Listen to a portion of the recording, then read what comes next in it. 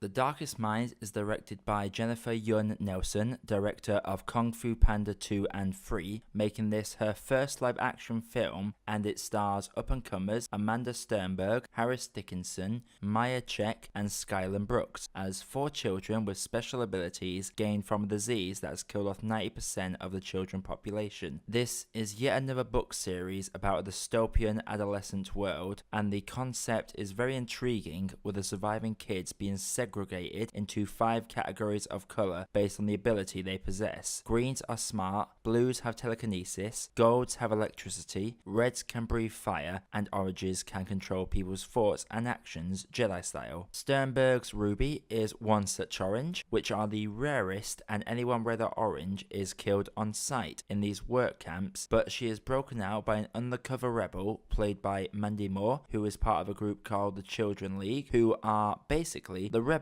against this segregation of these gifted kids. But due to a vision, Ruby abandons her and finds Luke, Chubbs, and Zoo, who are blue, green, and gold respectively, and a fun road trip begins to find a sanctuary. Now, I have not read the books, but I won't beat around it. They better be better written than whatever the hell this is, because I can't remember the last time I saw a film this painfully written. Think of every dystopian teen drama trope and stick it in a blender, and you might have your own Darkest Minds smoothie, because the predictability in this is beyond easy. You can effectively map out what happens between characters from their first interaction, and I'm not sure how big the book is, but there are so many plot threads that are crudely stitched together. The film and concept has so much potential to be a Netflix series, it really does. This film felt like a season and a half full of stuff. Sure, there will be some slow episodes of just talking, but it would have given us something that the film lacks, and that is character depth. There are several times where we are supposed to feel something for these characters, and it just falls flat.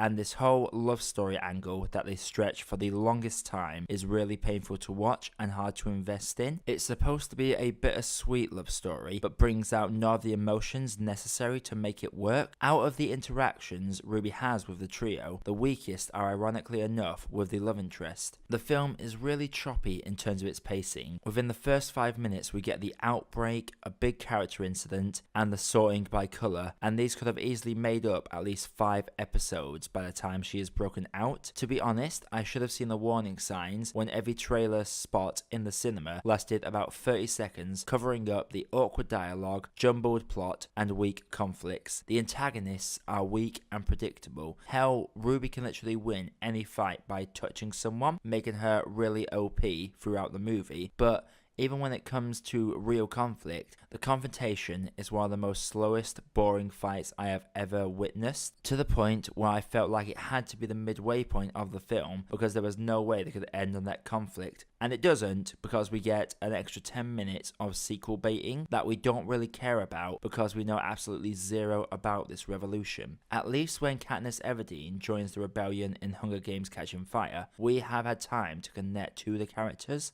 and though some level of rebellion is happening through hints and teases, the Darkest Minds fail to make its characters endearing, and makes it difficult to understand if we should be rooting for this rebellion or not. Also, this film has no ending, it just ends. It is clearly hoping for that sequel, but I would not be surprised if it goes the same way as Eragon or the Golden Compass, because I ain't invested in these characters. There is only one character that I enjoyed, and we don't get nearly enough of them. Now, in terms of positive aspects, this is a very good concept. I may have to read the books because they could only be better than this. Yes, my first positive is that it makes me want to read the books. The special effects are really good, especially the lightning and the way each character's eyes glow in their respective colour. There was clearly thought put into the world's design, so I can't fault its look. It's nothing special, but it certainly ain't the worst. Also, the character Chubbs is easily the best developed character for me in this. He has a subplot on contacting his family through code, has great interactions with all 3 of his companions, and actually manages to lighten the mood and make awkward scenes entertaining to watch. So thank you, Skylan Brooks, you were the best part of this movie. In terms of performances, the little girl Zoo, played by Miya Cech, is really charming and has more personality than a lot of the characters, which is bad considering that her character never actually speaks, but she is very enjoyable. Our lead protagonist Sternberg really is a mixed bag in this film. She can summon bittersweet tears on cue, but a lot of the performance felt quite wooden, and it just feels to be a lack of passion in her performance. The girl playing young Ruby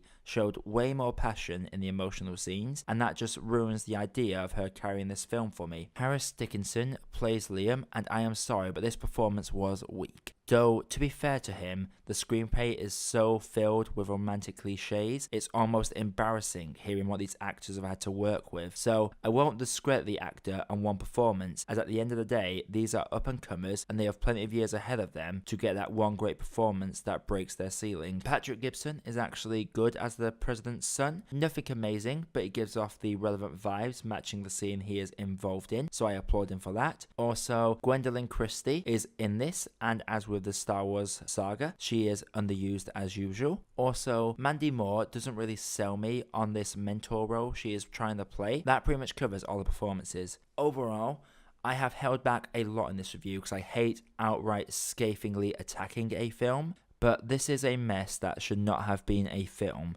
There is so much material to fit in here, and we get an incoherent mess, with only the concept and Brooks' performance being the positives of this film. I will never walk out of a screening, but this is the most tempted I have been since Assassin's Creed, so for that, the film is just a plain teabag. Anyway, the Darkest Minds, what did you think? Let's discuss in the comments below. Hit that round button for more reviews coming all the time. This is That Spikehead Podcast, signing off.